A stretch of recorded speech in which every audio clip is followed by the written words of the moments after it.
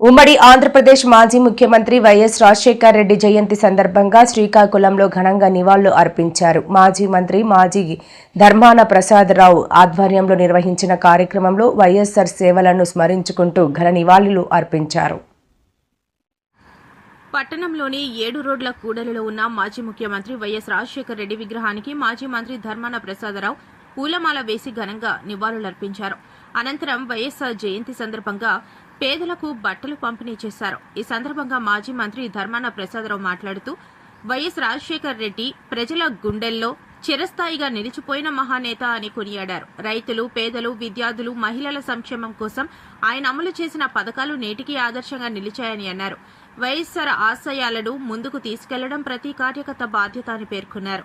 ఈ కార్యక్రమంలో మాజీ ఉప ముఖ్యమంత్రి, యువ నాయకులు ధర్మాన రామ్ మనోహర్ నాయుడు, మార్పు పృథ్వీరాజ్, వైసీపీ నాయకులు ఎన్ని ధనుంజయ్, అందవరపు సూరిబాబు, పార్టీ నియోజకవర్గ నాయకులు, కార్యకర్తలు, అభిమానులు పెద్ద సంఖ్యలో పాల్గొని వైఎస్ఆర్ కు ఘనంగా నివాళులర్పించారు. నేడు కీర్తిశేషుడు డాక్టర్ రాజశేఖర రెడ్డి గారి 77వ జన్మదినం. రాజశేఖర రెడ్డి గారి గురించి ప్రపంచంలోనే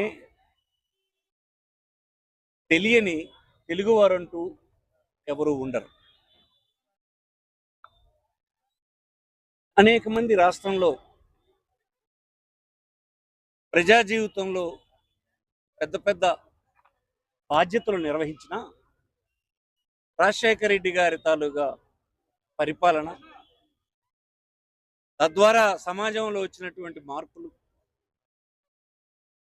పాలనలో తీసుకొచ్చినటువంటి సంస్కరణలు, తదుపరి వచ్చినటువంటి ప్రభుత్వాలకు ఆదర్శంగా నిలిచాయి. అందుకే అతను ఆచరించిన పద్ధతులు, అతని భావజాలం, పరిపాలనలో తీసుకొచ్చిన సంస్కరణలు ఫలాలు పొందినటువంటి వారు ఈనాడు రాష్ట్రమంతా, దేశమంతా, ప్రపంచమంతా కనిపిస్తారు. ఇలాంటి వారి జన్మదినాలు వారు భౌతికంగా మరణించిన ఎప్పటికీ జీవించి ఉన్నారని ప్రజలు భావిస్తారు. వారు చూపినటువంటి మార్గం, ఆదర్శాలని కొనసాగించాలనేటువంటి వారు కొన్ని కోట్ల మంది ఉంటారు. అందులో భాగంగానే ఈనాడు శ్రీకాకుళంలో వారి విగ్రహానికి అనేక మంది పార్టీ నాయకులు, పౌరులు పూలమాలలు వేసి నివాళులు అర్పించడం జరిగింది. రాజశేఖర రెడ్డి గారికి ఈ జిల్లాతో, శ్రీకాకుళం జిల్లాతో ప్రత్యేకమైనటువంటి అనుబంధం ఉన్న విషయం మీ అందరికీ తెలుసు. స్వాతంత్ర అనంతరం 47 తర్వాత రాజశేఖర రెడ్డి గారు ముఖ్యమంత్రి అయ్యేంత వరకు, అంటే 2004 వరకు అంతంత మాత్రంగా అభివృద్ధి నోచుకున్న ఈ జిల్లా 2004 నుంచి అతను మరణించేంత వరకు జరిగిన కార్యక్రమాలు పెద్ద ఎత్తున ఈ జిల్లా ప్రజల జీవన ప్రమాణాలని మార్చాయనడంలో సందేహం లేదు. అందులో మనకు సజీవ సాక్ష్యంగా కనిపిస్తాయి. అటు ఎడ్యుకేషన్లో కానీ, ప్రజల ఆరోగ్యానికి సంబంధించి కానీ, ప్రజలతో జీవన ప్రమాణాలు పెంచడానికి తీసుకున్నటువంటి కార్యక్రమాలు కానీ, ముఖ్యంగా ఇలాంటి బలహీనమైనటువంటి జిల్లా పెద్ద ఎత్తున అతని వలన ప్రయోజనం పొందింది. ఈనాడు మళ్ళీ ఈ జిల్లాకు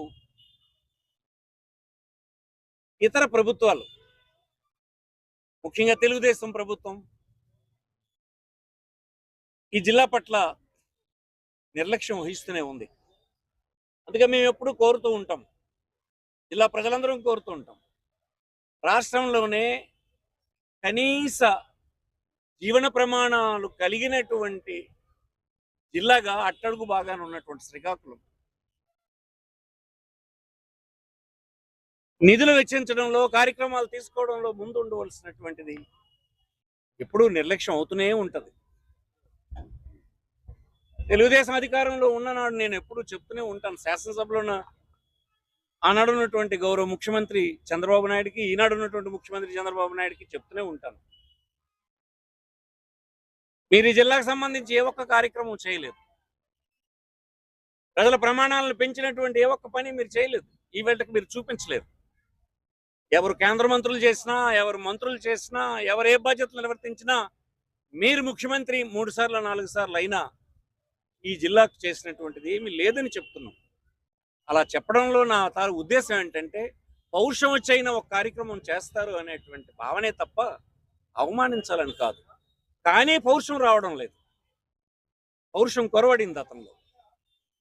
ఏమిటి ఇంత నిర్లక్ష్యమని అడుగుతూ ఉంటాం. అందుచేతనే ఈ జిల్లాలో ఉండేటువంటి వాళ్ళు రాజశేఖర రెడ్డిని గుర్తు చేసుకోవడమే కాకుండా, తన కుమారుడైనటువంటి జగన్మోహన్ రెడ్డిని అధికారంలోకి తీసుకురావడం ద్వారా కొన్ని కార్యక్రమాలు ఇక్కడ చేసుకోగలిసాం. శాశ్వత పరిష్కారం అయినటువంటి ఉద్దానం మంచినీరు, కిడ్నీతో చనిపోతున్నటువంటి రోగులు, అనేకమైనటువంటి వెల్ఫేర్ స్కీమ్స్ ద్వారా జీవిస్తున్నటువంటి ప్రజలు జగన్మోహన్ రెడ్డిని ఆదరిస్తూ ఉన్నారు. ఎందుకు మీరు ఈనాడున్నటువంటి ప్రభుత్వం చేయరని అడుగుతున్నాను నేను. 2 సంవత్సరాలు అయింది. 1000 కోట్లు పెట్టుబడి శ్రీకాకుళం జిల్లాలో మీరు పెట్టారా? బడ్జెట్ చూపించినప్పుడు సంవత్సరానికి 3 కోట్లు చెప్పున్న 3 సంవత్సరాల బడ్జెట్ను పెట్టారు. అంటే 9 కోట్లు, 3,60,000 కోట్లు అప్పులు తెచ్చారు. దగ్గర ఈ 12.5 లక్షల కోట్ల రూపాయల్లో 1000 రూపాయల పని ఈ జిల్లాకు చేశారా? ఎందుకు మీకు ఓటు వేసి మళ్ళీ అధికారం ఇవ్వాలని అడుగుతూ ఉన్నాం. ఎక్కడున్నారు మీ మంత్రులు? ఎక్కడున్నారు మీ శాసనసభ్యులు? నోరెందుకు ఇప్పరు? ప్రజల తరఫున గెలిచి వెళ్ళి శాసనసభలో మీరు చేస్తున్నది ఏమిటి? ప్రభుత్వంలో మీరు చేస్తున్నది ఏంటి? దానివల్ల ఈ ప్రజల తాలుగా ప్రమాణాలు పడిపోవడం లేదా? ఈనాడు నీరు లేదు. మిడ్ జూలై వచ్చేస్తుంది. వంశధారలో రిజర్వాయర్లు ఎక్కడ చుక్క నీరు లేదు. వంశధార పైన ఒక బ్యారేజ్ కట్టడం ఒరిస్సా వివాదం వల్ల ఆలస్యం అవుతుందని ఒక లిఫ్ట్ ఇరిగేషన్ శాంక్షన్ అయితే కేవలం 176 కోట్ల రూపాయలు ఖర్చు పెట్టడానికి ఈ 2 సంవత్సరాల్లో కూడా మీరు ఆ పని చేయలేదు. కలెక్టరేట్ 160 కోట్ల రూపాయలతో కలెక్టరేట్ ఇచ్చారు. ఈ వేళకి దిక్కులేదు. ఎక్కడ పెడుతున్నారు ఈ డబ్బంతా? ఎవరు దోస్తున్నారు ఈ డబ్బంతా? ఈ ప్రజలకు మీరు జవాబు ఏం చెప్తారని అడుగుతున్నాం.